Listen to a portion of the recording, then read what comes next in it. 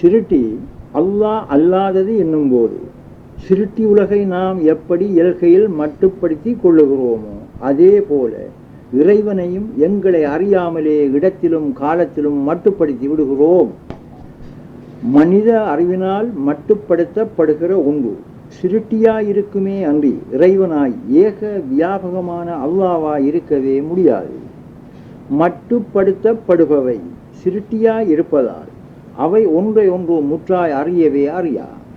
வெளிப்பாடு அதாவது பிரபஞ்சம் இறைவன் அல்லாதது என்று நம்புகின்ற மனிதன் இறைவனை சிருட்டியின் நிலையில் கட்டுப்படுத்தி கொண்டு அவனுடைய கற்பனையில் உள்ள இலாகுவுக்கு அதாவது சிருட்டிக்கு அல்லாஹ் என்று பெயர் சூட்டி கொண்டு இருக்கிறான்.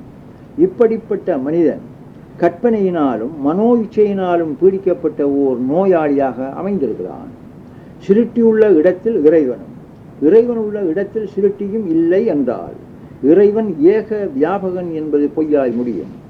இறைவன் அகதும் என்பது உண்மையானால் சிருட்டி அவனுடைய தோற்றப்பாடாகவே இருக்கும்.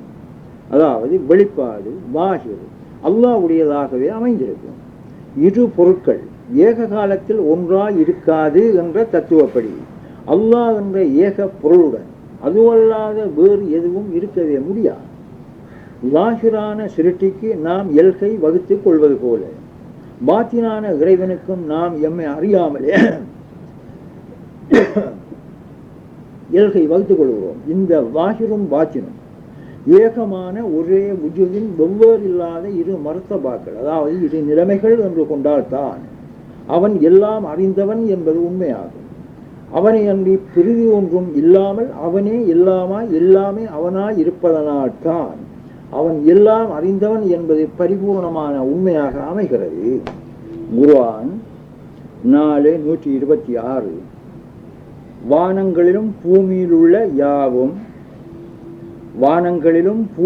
உள்ள யாவும் அல்லாஹ்வுக்குரியனவே.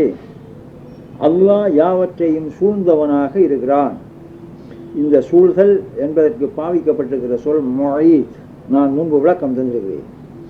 என்னுடைய உடல் என்ற வெளிப்பாட்டுக்கும் அதாவது லாஹிருக்கும் உயிர் என்ற மறைவுக்கும் அதாவது பாத்தினுக்கும் நானே உடைமைக்காரனாய் இருப்பது போல வானம் பூமி யாவிலும் உள்ள வெளிப்பாடு என்ற லாஹிருக்கும் பாத்தின் என்ற மறைவுக்கும் அல்லாஹான் உடைமைக்காரனாக இருக்கிறான். குர்ஆன் 21:165, 2:224, 10:31 போன்ற பல ஆயத்துக்கள் இந்த உண்மையை நிரூபிக்கின்றன. என்னுடலை நான் சூழ்ந்திருப்பதை போல நகைகளை தங்கம் சூழ்ந்திருப்பதை போல அல்லாஹ் சர்வ ஆலங்களையும் சூழ்ந்தவனாய் முகைத்தாயிருக்கிறான். குர்ஆன் 56:85 ஆயத்தில் நீங்கள் நம்மை பார்ப்பதில்லை என்றும் 7:7 ஆயத்தில் நாம் மறைவாக இருக்கவில்லை என்றும் அல்லாஹ் கூறுகிறான். அதாவது பாத்தின் லாஹிர் ஆகிய இரு தன்மைகளும் தனக்கு உரியவையே என்று அல்லாஹ் மிக மிக தெளிவாக கூறியிருக்கிறான். எனவே இந்த 57:3 ஆயத்தில் கூறிய ஆதி அந்தம் வெளிப்பாடு மறைவு ஆகிய 4 தன்மைகளும் அந்த 4 நாமங்களும் தன்னுடையவைதான் என்று கூறிய உண்மையை 56:85, 7:7 ஆயத்துக்களை கொண்டு இறைவன் நிரூபணம் செய்திருக்கிறான். இந்த உண்மையை நிரூபணம் செய்ய இன்னும் எவ்வளவோ ஆதாரங்களை எம்மால் தர முடியும். குர்ஆன் ஹதீஸ்களுக்கும் அறிவுக்கும் முரணாய் அல்லாஹ் வேறுதான் சிருட்டி அவனல்லாத வேறுதான் என்று ஒருவர் வாதிடுவாரே ஆனால் அவர் மஹ்கூல் மன்கூல் என்ற மூல பிரமாணங்களை ஏற்றுக்கொள்ளாத ஓர் முஷ்ரிக்காய் இணை கற்பிப்பவராய் இருக்கிறார் என்பது அதன் உண்மையாகும். குர்ஆன் 16:123 ஆகவே நீர் இப்ராஹிமுடைய நேரான மார்க்கத்தை பின்பற்றுவீராக என்று உமக்கு வகை அறிவித்தோம். அவர் அதாவது இப்ராஹிம் இணை கற்பிப்பவராக இருக்கவில்லை.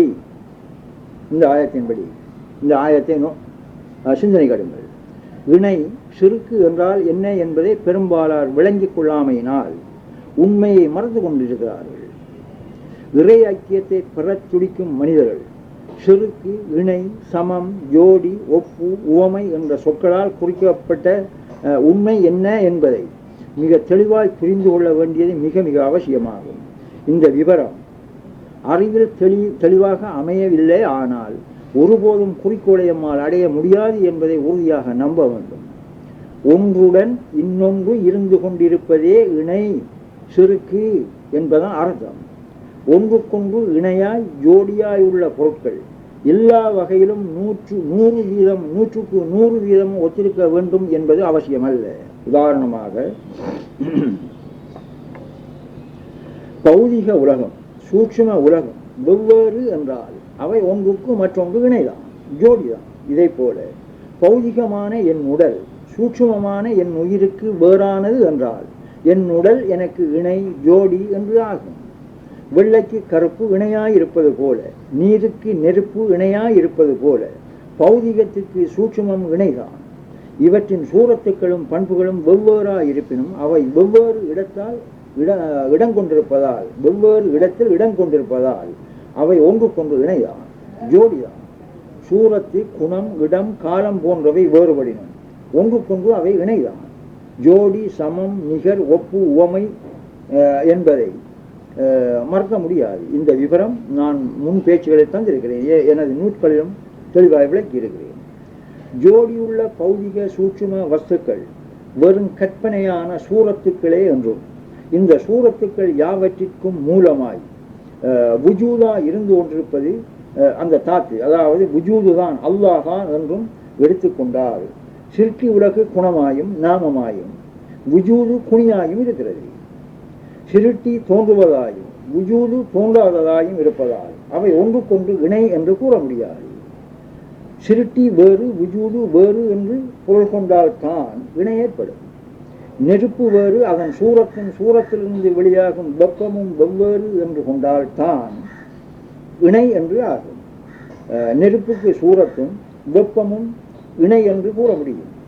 இணை ஜோடி என்பது சிருட்டியையும் அதாவது குணத்தையும், ஜோடியின்மை அதாவது ஏகம் உஜூதுவான குணியையும் குறிப்பிடுவதாகும்.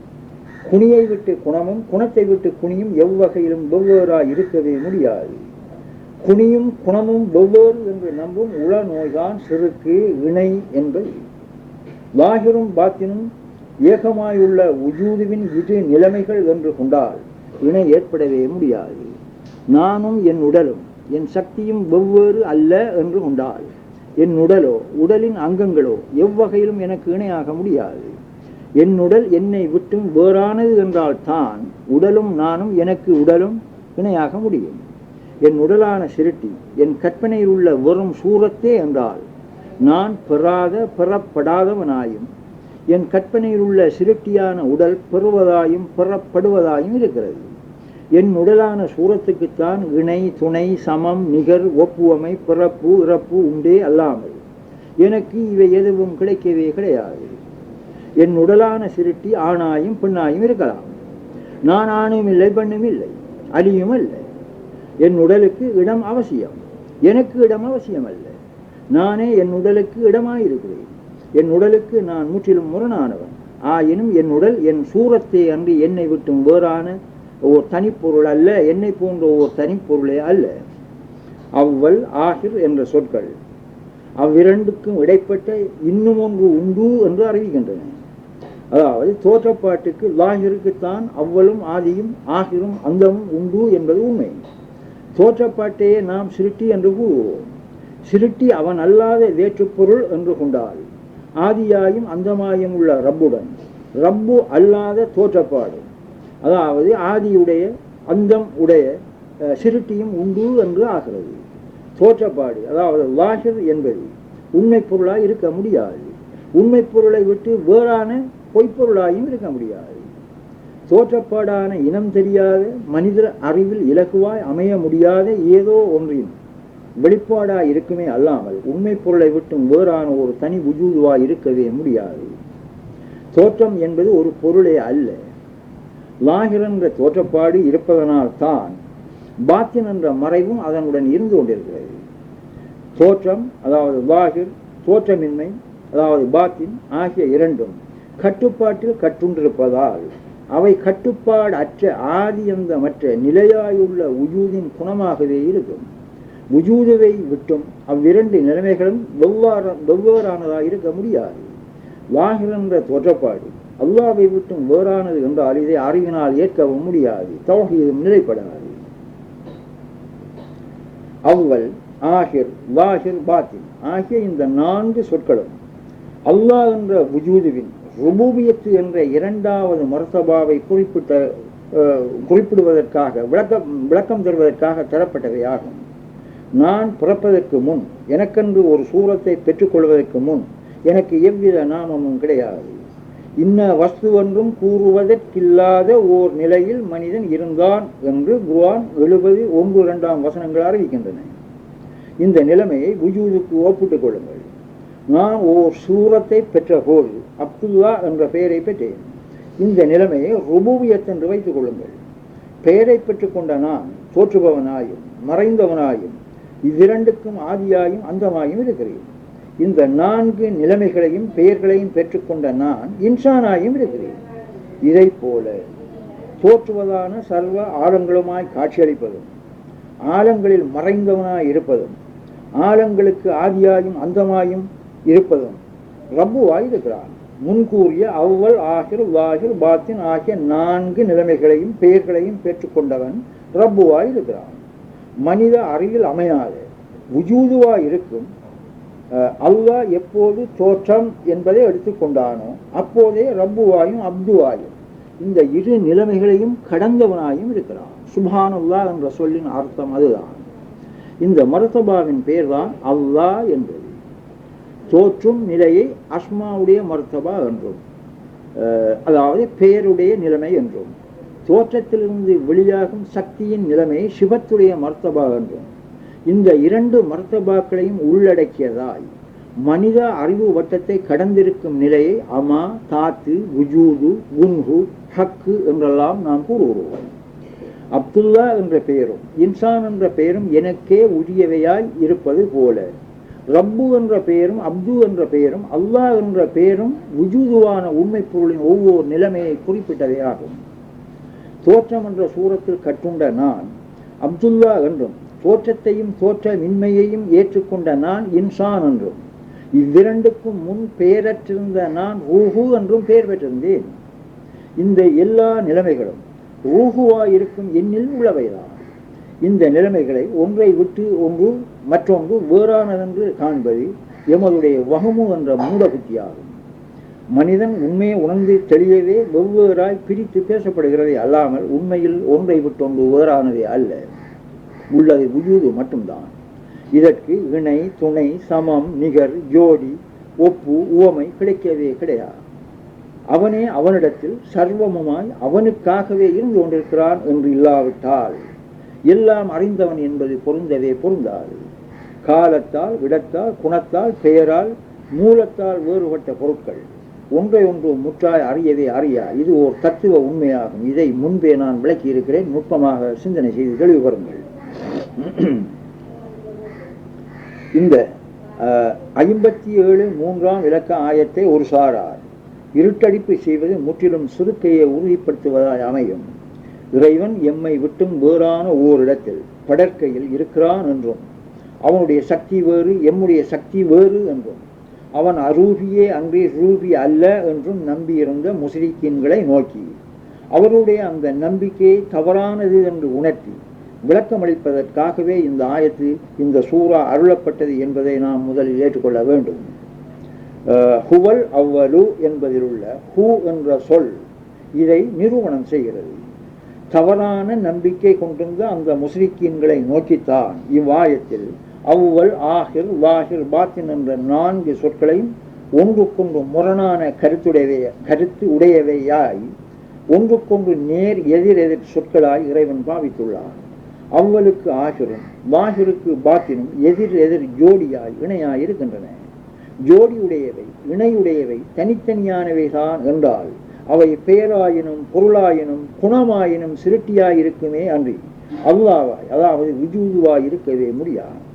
அல்லாவுக்கு இணை ஜோடி கிடையாது என்பது இஸ்லாத்தின் உயிராக இருக்கிறது.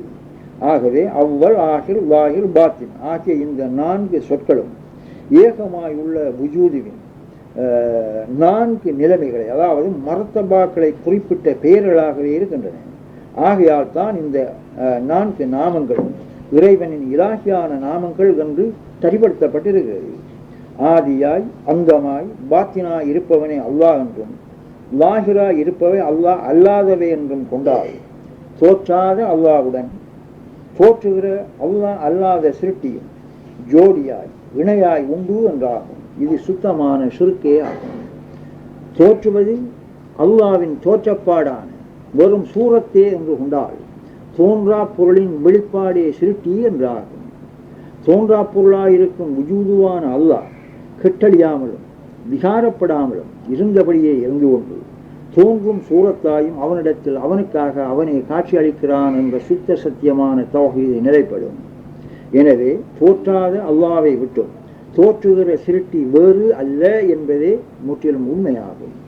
ஏகமாக்கல், ஒருமைப்படுத்தல், தௌஹீது செய்தல், இபாதத்தை செய்தல் என்பதன் இரகசியம் இதுதான்.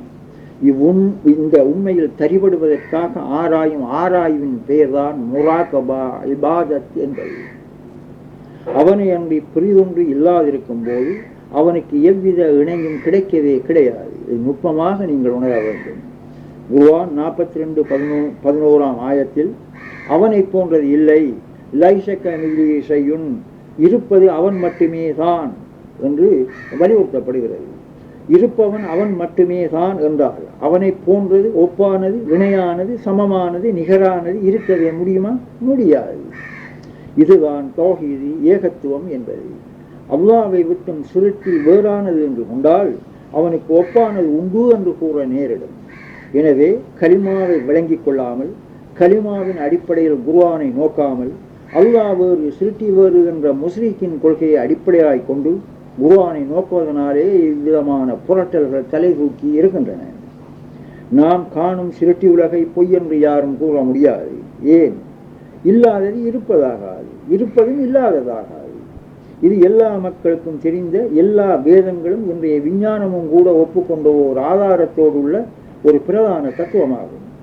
அப்படியானால் சிருட்டியாய் இருப்பதாய் நாம் காணும் தோற்றம் இல்லாமை என்ற சுத்த சூனியமாயும் இருக்காது. ஏன்?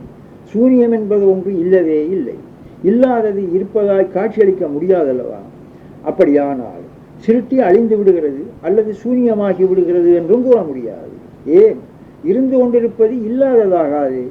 எனவே சிருட்டி என்பது தோன்றி மறையும் நீர்க்குமிழியை போல மறைப்பொருளாயுள்ள இறைவன் என்ற கடலில் தோன்றி மறையும் சிவத்து, அதாவது பண்பு, அஸ்மா, நாமம் ஆகியவற்றின் சூரத்தென்ற வரும் நீர்க்குமிழிகளாகவே இருக்கின்றன.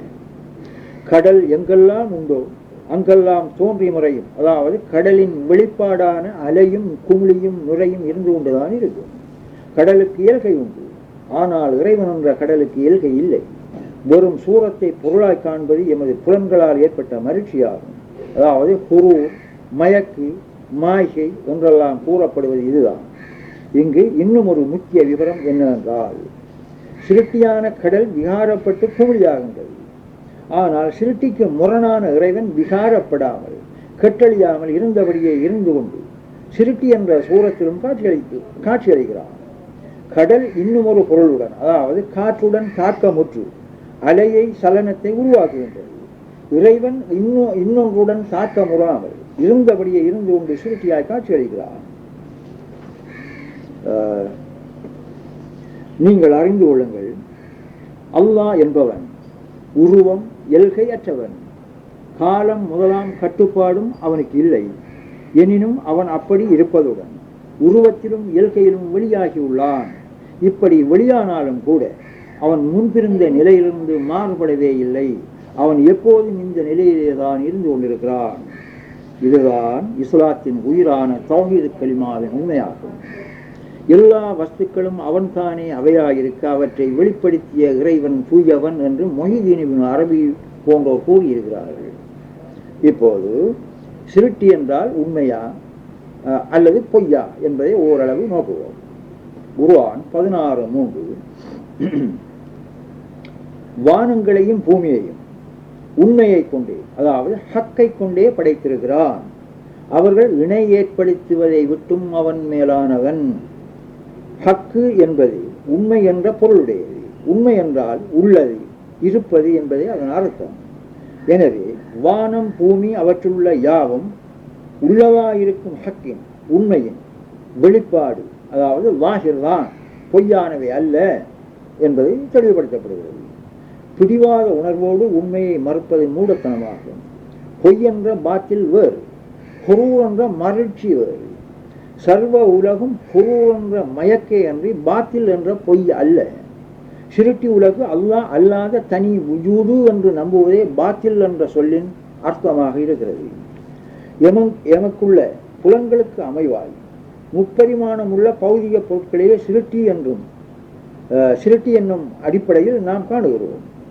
அதாவது எமக்குள்ள புலன்களுக்கு அமைவாக தென்படுகிற முப்பரிமாணமுள்ள பௌதிக பொருட்களைத்தான் சிருட்டி என்ற அடிப்படையில் நாம் காணுகிறோம். இது ருபூபியத்தின் ஓர் இரகசியமாகும். இதை குர்ஆன், ஹதீஸ்கள், ஹுரூப், மாஹி, மயக்கி, மருட்சி, வஹ்மு என்றெல்லாம் விவரம் தருகின்றன. புலன்கள் வெவ்வேறு அமைப்பை பெற்றிருந்தால் நாம் காணும் சிருட்டிகள் யாவும் வெவ்வேறு பரிமாணத்தில் அல்லது வித்தியாசமான அமைப்பில் தோன்றலாம். எனவே நாம் தற்போது காணும் சிருட்டிகளின் உண்மையை பூரணமாய் அறிந்து கொண்டோம் என்று கூறுவதற்கில்லை. நாம் காணும் சிருட்டி என்பது வெறும் கற்பனை தோற்றமே அன்றி உண்மை பொருளும் அல்ல, இன்மை பொருளும் அல்ல.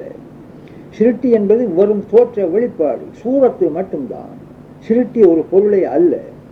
நிழல் என்பது வெறும் தோற்றப்பாடு என்ற சூரத்து மட்டும்தான். அதை பொருளாய் காண்பதுதான் குரூர் என்பது. நாம் காணும் உலகுக்கு ஓர் உயிர் உண்டு.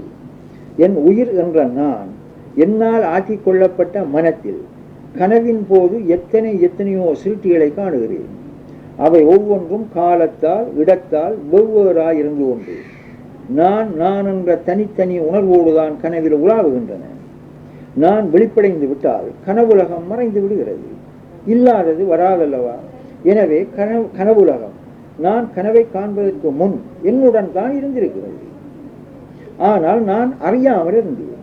கனவின் பின்பும் அந்த கனவுலகம் எங்கேயோ மறைந்து விட்டது போல் தென்படுகிறது. மறைந்ததே அல்லாமல் அது அழிய முடியாது. ஏன்? என் நினைவில் என்றும் இருந்து கொண்டுதான் இருக்கிறது. கனவில் வெளியான சிருட்டிகள் யாவும் நான் என்று தனித்தனியாய் நம்பியிருந்த நம்பிக்கை என் உயிருக்கு உரியதே அல்லாமல் கனவில் வெளியான சூரத்தென்ற சிருட்டிகளுக்கு உரியதே அல்ல. கனவுக்கு முன்பும் கனவின் போதும் கனவின் பின்பும் இருப்பது நான் மட்டும்தான். எனவே என்னை அன்றி கனவில் வெளியான சிருட்டி வேறானதல்ல, அல்லது கனவில் வெளியான சிருட்டிகளை விட்டும் நான் வேறானவன் அல்ல, அல்லது நானே கனவில் வெளியான சிருட்டியாய் இருக்கிறேன் என்று நான் கூறுவது எப்படி பிழையாகும்? இதை போல அல்லாஹ்வாகிய என்னை அன்றி எதுவுமே இல்லை என்று இறைவன் 20:14 வசனத்தில் இன்னனி அனல்லாஹு லா இலாஹ இல்லாஹு, நிச்சயமாக நான் தான் அல்லாஹ், என்னை தவிர வேறு இலாஹி இல்லை என்று கூறுவதை நாம் பிழையாய் காண்பது தவறல்லவா? தோற்றாத என் உயிரில் அல்லது மனத்தில் தோன்றி இருந்து மறையும் கனவுலகு சிபத்தென்ற, அதாவது என் குணமாயும், அஸ்மா என்ற என் சூரத்துக்களாயும், நான் குனி என்ற உஜூதுவாயும் இருப்பதை போல உஜூது என்ற அல்லாஹ் மறைந்தவனாயும் அவனுடைய சிபத்து அஸ்மா, அதாவது பண்பு நாமம் என்பவை மறையாதவையாயும் எமக்கு தென்படுகின்றன. தோற்றப்பாடாய் உள்ள அஸ்மாக்களும் சிபத்தென்ற சக்தியும் தான் சிருட்டிகள் என்பவை. சர்வ பேரண்டமும் இதில் அடங்கும். நுட்பமாய் உணரும்படி நான் கேட்டுக்கொள்கிறேன். சிருட்டிகள் யாவும் அப்துக்களாயிருக்கின்றன. சிருட்டிகளை இயக்கும் ரூஹு ரப்புவாயிருக்கிறது. குர்ஆன் எல்லா புகழும் அல்லாஹ்வுக்கே, ஆழங்கள் அனைத்தையும் படைத்து போஷித்து பரிபக்குவப்படுத்துவோன். குர்ஆன் 19:93. ஏனென்றால் வானங்களிலும் பூமியிலும் உள்ள ஒவ்வொன்றும் ரஹ்மானிடம் அடிமையாகவே வருகின்றது. இவ்வகை ஆயத்துக்களில் குறிக்கப்பட்ட அடிமை அப்து என்பது எனது கண்ணாடியில் எனக்கு தென்படும் எனது சூரத்தை போன்றதாகும். அந்த சூரத்து சுய நிர்ணய உரிமையற்ற வெறும் சூரத்தாய் இருப்பது போல சர்வ பிரபஞ்சமும் இறைவனின் சூரத்துக்கள் என்ற அடிமைகளாகவே இருக்கின்றன. பௌதீக கண்ணாடியில் தென்பட்ட என் சூரத்தான அடிமையை கண்ணாடியுடைய நான் உயிராயிருந்து இயக்குவது போல ரப்பு என்பவன் அவனுடைய அறிவு, அதாவது நூர் என்ற கண்ணாடியில் உள்ள சர்வ சூரத்துக்களையும் ரப்பு என்ற உயிராயிருந்து இயக்கிக் கொண்டிருக்கிறான். 57 3ஆம் ஆயத்தில், அதாவது ஹுவல் அவ்வலு வல் ஆஹிரு வல் லாஹிரு வல் பாத்தினு வஹுவ பி குல்லி ஷைஇன் அலீம் என்ற அந்த ஆயத்தில் ஒரு வட்டவரைக்குள் கட்டுண்ட மனித அறிவை நோக்கித்தான் கூறப்பட்டிருக்கிறது. கட்டுப்பாட்டு அறிவில் சிக்குண்ட நாமம் பண்பு என்ற சிருட்டியை, அதாவது சூரத்தையும் குணத்தையும் அதன் குணியான அல்லாவை விட்டும் வேறானதென்று நம்பியிருக்கிற உளநோயான சிறுக்கில் மூழ்கி கொண்டிருப்பதால் அந்த தவறான விசுவாசம்தான் இறைவனை மறைத்து கொண்டிருக்கிறது. இறைவன் எப்போதும் மறைந்தவனே அல்ல. ஆதாரம் பின்னால் தருவேன். மனிதனுக்குள்ள இந்த மயக்கத்தை நீக்கவே லாஹிர் தோற்றுபவன் என்ற சொல் தரப்பட்டிருக்கிறது.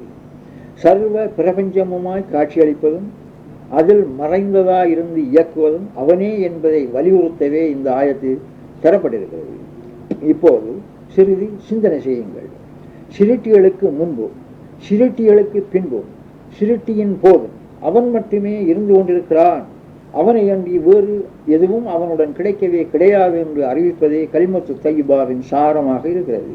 இதை நிரூபணம் செய்வதே தலீல்கள், அதாவது கலிமாவுக்கு கொடுக்கப்பட்ட ஆதாரங்களின் நோக்கமாக இருக்கிறது. எல்லாம் அறிந்தவன் என்னும் போது தோன்றி இருந்து மறையும் யாவும் சர்வ பிரபஞ்சமும் அவனாகவே இருப்பதனால் தான் எல்லாம் அறிந்தவன் என்று அழைக்கப்படுகிறான்.